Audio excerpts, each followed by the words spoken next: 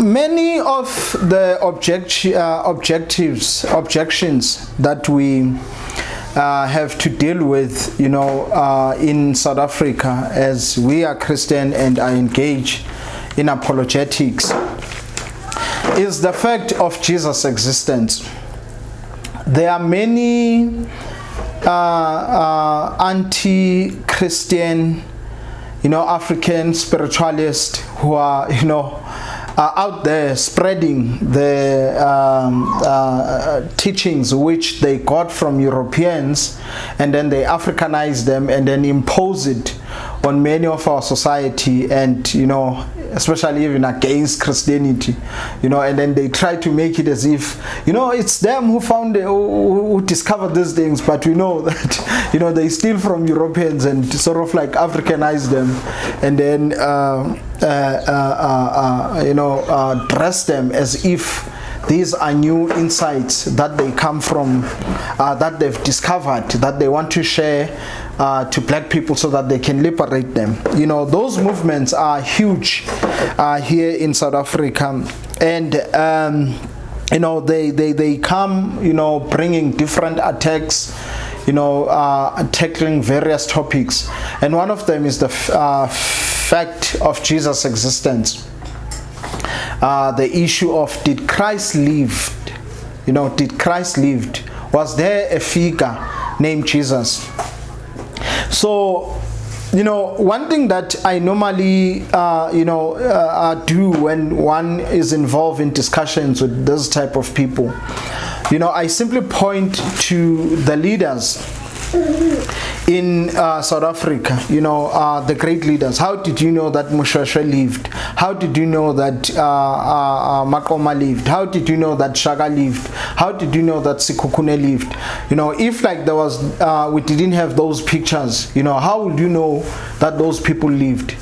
Let's say if Europeans were not here with their writings, they didn't write the books and all of that, how were you going to know that those people lived? Definitely, you are going to know how those people lived via the stories that the oral stories that will be told by the elders, through songs, through poetry, which is told and performed in those religious meetings and all of that. But since the Europeans came and then introduced us in South Africa to writing, therefore how we know a person lived, we go back into the past and check what is there about that person that we can learn, and all of that. For others who had their pictures taken, we simply look at those pictures, their writings that they left. We simply take those writings. Okay, we know that a certain person wrote this type of books. Like for example with Bantu Biko, we know that he lived because his writing, his pictures, they are there. And then how about like people who lived maybe close to 1,000 or 2,000 years ago? How do we know that those people existed?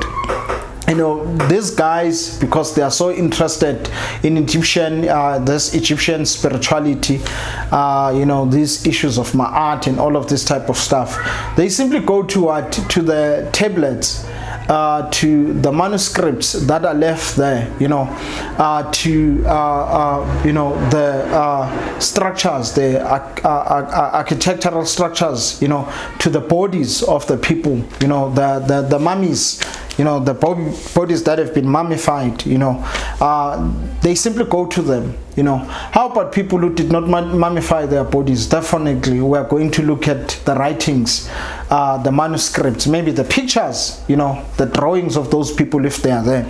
So it's the same with Christ. Christ lived, in the first century. He died in AD 33, rose from the grave, and then ascended to heaven. And then just after his death, 40 years just after his death, there's this thing that sources, that are 200 ancient, when you look at ancient figures and ancient people, sources that are less than 200 years, from that person, or maybe from an event that took place in the past, sources that are less than 200 years about that person or about that event are taken as a reliable source of that particular individual. So within the scholarship, that deals with the whether Christ lived or not, there's a certain group which is called who call themselves the mystics. It's a largely agnotist, atheistic organization which rejects the existence of Christ, and others will say, we can't fully know. There is that small portion of group. They don't even make 1% of the scholarship community that believes, or that rejects the idea that Christ was a historical figure. They don't even make 1%, of that community. You need to understand that the historians, who deal with the issue of, whether Christ was a historical figure, they come from diverse backgrounds. Some of them are atheists, some of them are Christian, some of them are Muslim, some of them are Jews. These are scholars from various religious, cultural, and philosophical backgrounds. And 99% of the scholarly consensus, take it as a fact that Christ was a historical figure. So there are 5 evidences that we can look up to. But before we go to those evidences, I just want to share, what some of these guys are saying. One of them says Jesus was never mentioned in any sources, and there is no archaeological evidence that Jesus ever existed. Even Christian sources are problematic. The gospel come long after Jesus' death, written by people who never saw the man. That's the funniest stuff. First of all, the gospels Matthew, Mark, Luke, and John. Matthew, Mark, and John. Matthew, Mark, Matthew, Luke, Matthew, and John. These were the disciples of Jesus Christ. Luke and Mark, they were with the disciples of Jesus Christ. They walked with the disciples of Jesus Christ. So Paul, had a vision, where he talks about it in 1 Corinthians chapter 15, where he saw the resurrected Christ. So and then you had James, who was the brother of the Lord, who also spoke about the Lord Jesus Christ. And then you had the book of Revelation, John also, who also wrote the gospel. He walked with the Lord Jesus Christ. He was one of the apostles, same as with Peter, who also, 1 Peter, 2 Peter, who also was a disciple of the Lord Jesus Christ.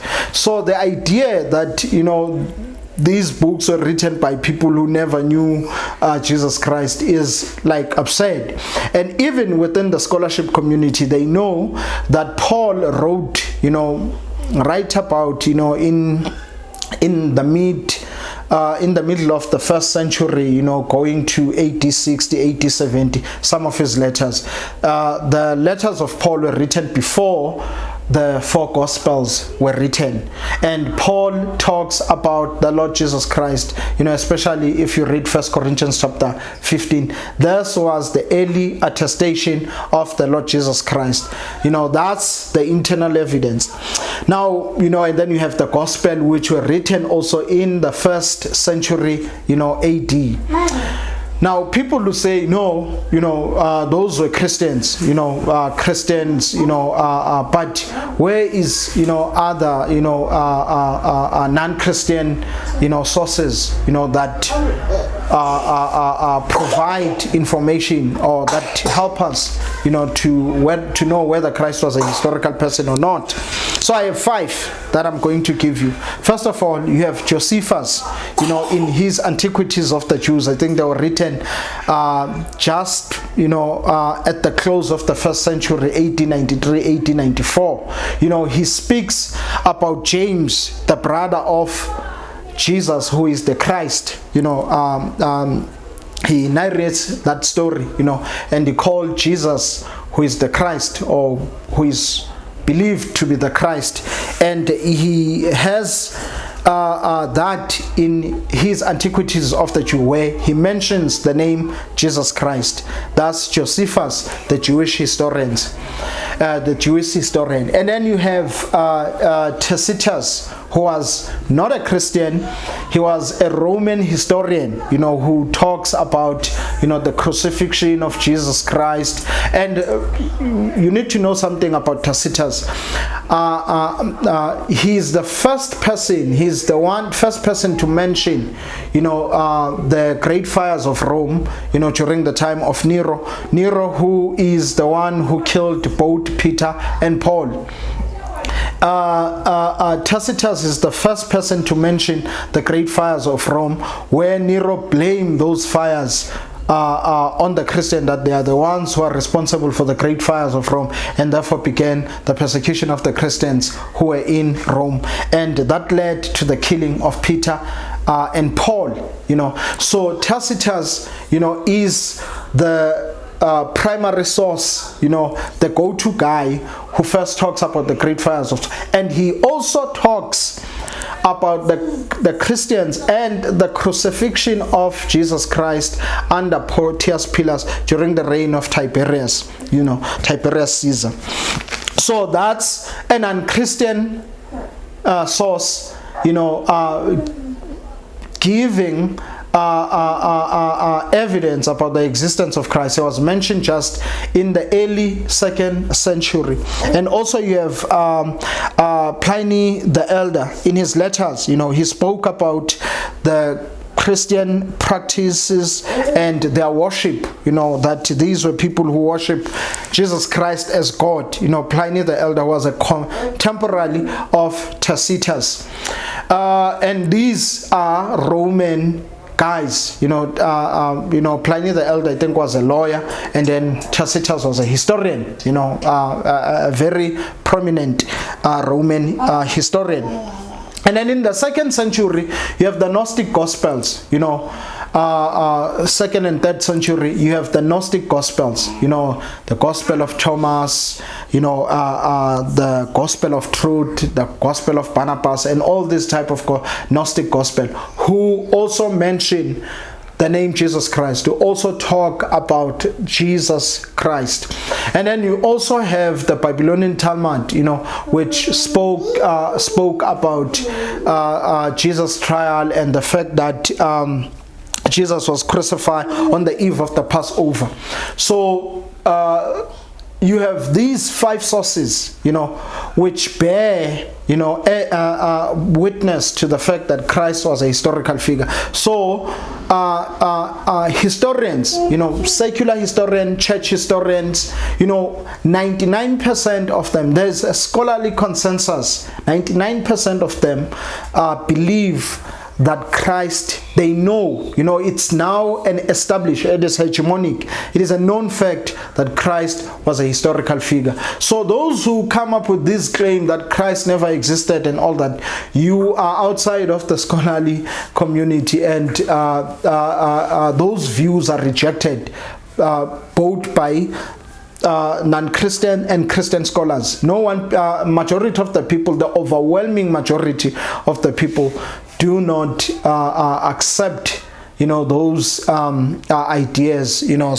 which most of them come from the mystic, society, which is a minority, an overwhelming minority view in the scholarship community regarding, the existence of Jesus Christ. So I hope you blessed by this. There's more that we can still talk about, but this was just a brief, a view on this issue. You can research more, and there are many other sources that you can take. Remember that sources, which are 200 years and less than 200 years about a certain figure or about a certain event in the ancient time are taken as reliable. And then Christ, we do see, you have the Gospels, you have the letters, which are the Christian Gospel, Christian letters, which bear to the existence of Christ. And then you have these outside sources, non-Christian sources, such as Josephus, Tacitus, Pliny the Elder, the Gnostic Gospels, and the Babylonian Talmud, which bear witness to the fact that Christ existed. I hope you get blessed by this video. Share your comments and your critiques in the comment section, and then we shall engage and answer some of your questions. Stay blessed. Bye bye.